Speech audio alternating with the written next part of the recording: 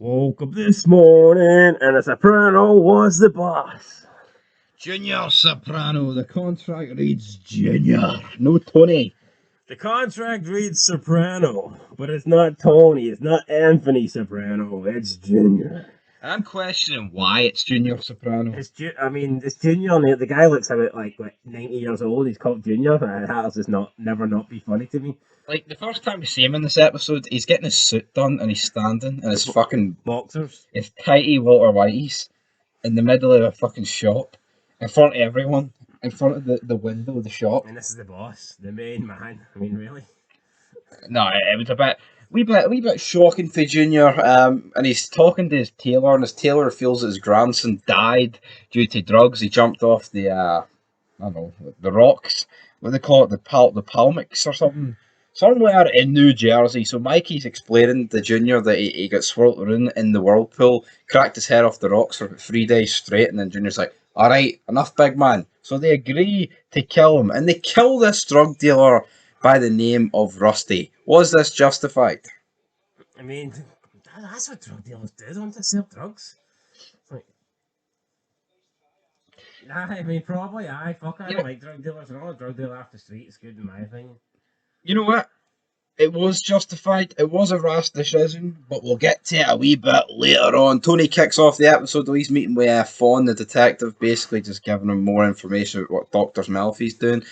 But at this point, you just think Tony's wanting to know if Melfi's going to job him out. You don't actually know what the fuck happens throughout this episode at this point, which I actually forgot about, which I thought was pretty funny. But because Junior's boss, he's making some serious changes, and he wants Hesh to pay 500,000 worth of tax, which of course is not happy because under Tony's dad, Johnny Boy Soprano, he paid Hee Haw and has paid Hee Haw to this day. So how do you go for Hee Haw to 500,000?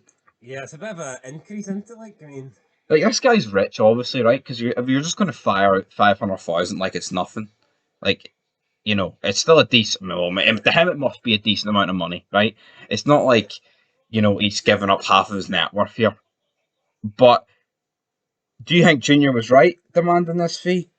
And the only reason he demanded this is because he spoke to Olivia at the care home, and she was like, "Oh, Tony's pally with that Hesh guy."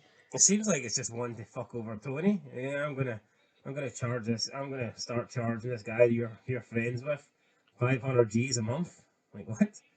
I know Junior seems to confide in this coffin dodge Olivia a lot, and he just didn't look out of place in this care home, didn't he? Not. He's sitting there, and it's like you'd fit right in here, mate.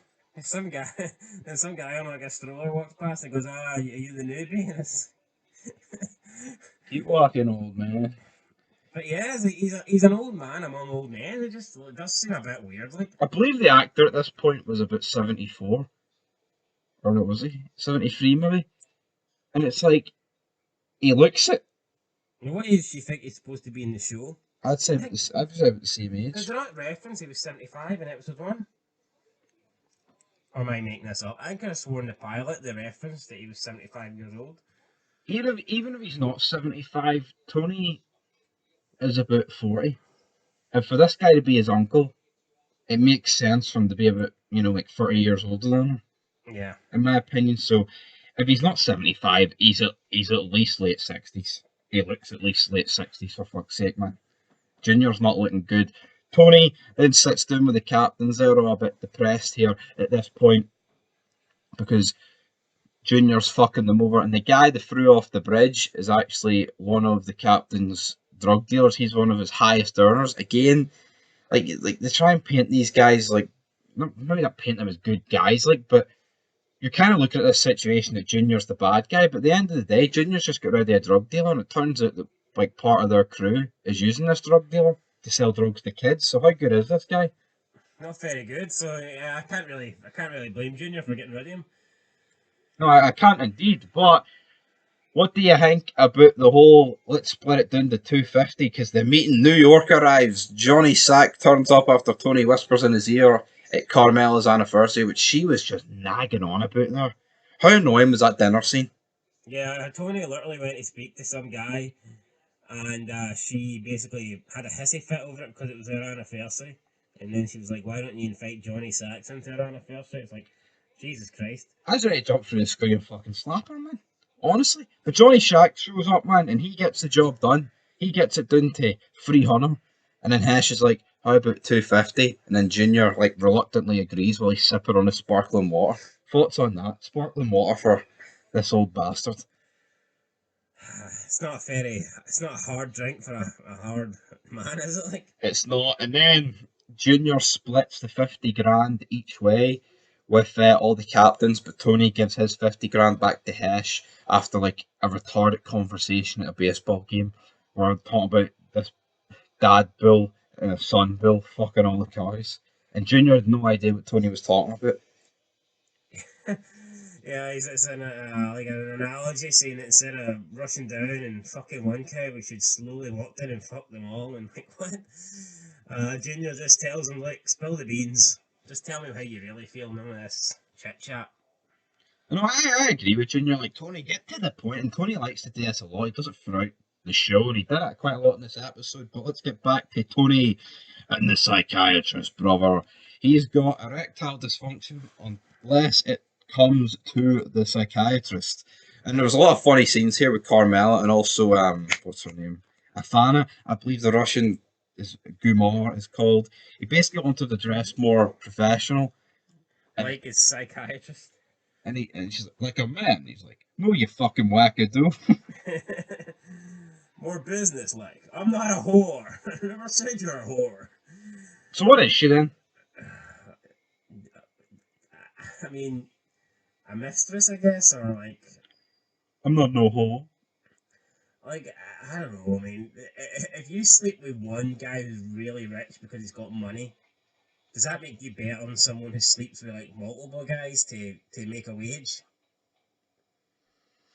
Makes you a wee bit less of one, like, but I mean, it doesn't mean you're... No, I guess so, because you're sleeping with less people, like, but still, I wouldn't say it makes us But then stand again, up. Tony turned around and said to her, I don't care what you do in your spare time, so fuck knows what's going on As here. long as you don't touch the ducks. Don't touch my ducks, brother. But then Tony touches Dr. Melfi's lips, he kisses her, and he's like, I love you. And this came out of nowhere. Well, didn't really. I mean, Well, it didn't come out of nowhere, but I just didn't expect him to do it an actual person. Like, in this episode, in terms of, like, the previous 5 episodes, you never really thought it. And then, like, she just plays it off as the Prozac. So, what is it? Do you think it's the Prozac, or do you think Tony's head's fucked up because he's mentally retarded? He is very mentally retarded, like. But, I don't know, why would be having much interest in this woman when he's got that Russian whore? Whatever he wants, I don't quite understand it. But yeah, whatever, I mean. I don't know, he's definitely got mommy issues, Tony, but then, right after all this messed up shit in this episode, we get the actual ending scene of where Junior Soprano is, like, officially crowned the leader, the boss of the Di Maio family, and I thought it was a very good ending montage, but... Yeah, they're being served by waiters, and they're being poured wine, and there's a guy called John, and it zooms in on his name tag, and at first I wasn't really sure why it was zooming in on the name tag, but it turns out there's like a hidden camera, like a mini camera on the name tag, and he's snapping shots of everyone basically in the family, in the gang, everyone who's in leadership roles, and then we cut to like a police station. Yeah, it's like an FBI board. Rico, Investigation. you call it Rico Center or whatever. They're putting up their wee Rico board. They replaced Jackie Aprile. They put Junior on it, and they just mark it with a fucking marker, capo, and write boss. You think they had a new thing for him? Yeah, it's a bit cheap. Like they use the same. They use like the same like plaque or whatever. Sticky note, and they just like scribble at boss and then. Scribble at capo and write in boss. It's a bit cheap, in my opinion, if you ask me. But yeah, I mean, decent end to the episode. But again, like in terms of Tony's actual crew, like where were they? Like Christopher Totem Hesh was outside, but what? That was it. Yeah. Not what really happened.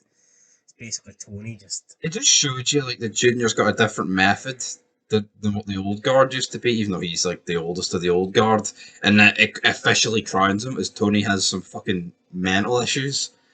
And but I think it was better than the last episode. I feel like the ending is one of the better ending scenes of the show. I feel like it's just a nice wee montage. So I'm going to give this I'm gonna get a episode. 7. Aye, I'll give it a 7 too. Again, it's kind of just like you're not a filler in it, but it's just like, well, did it feel like filler to you? No, because it actually advanced the main story, so it's not Exactly. filler. It put If the Junior. main story advances, to me, it's not filler. Yeah, and that's exactly it. Nothing in the last episode was main story, in my opinion. It was basically Tony killing a guy they just made up for that episode. Didn't know this guy existed. Literally made him up, and then it was all Meadows going to college, which will bear no fucking real relevance in the show. That's why it was filler.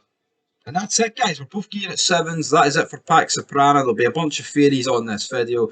Next time out, I believe it is on this episode. What's this next episode called?